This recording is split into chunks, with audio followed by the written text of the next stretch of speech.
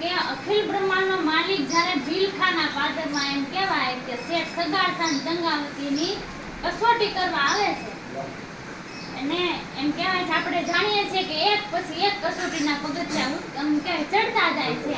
પણ મેન હવે મોટી વાત શું આવે છે કે પોતાના દીકરાને ખાંડણીએ ખાંડી નાખે છે અને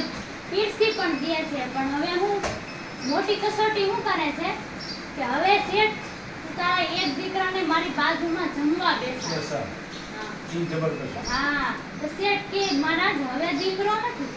તો કે નથી કે નહીં તો કે હું વાંધ્યાના ઘરનું ન ખાઉં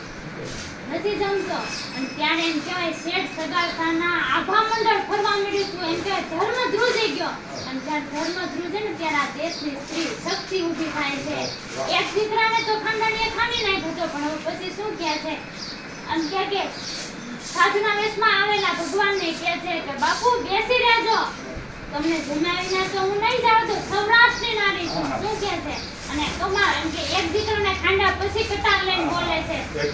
હા કે બાપ જાણી તને કાવ છું બાવા મારે પેટ છે મહિના પાંચ કે બાપ જાણી તને કાવ છું બાવા મારે પેટ છે મહિના પાંચ રે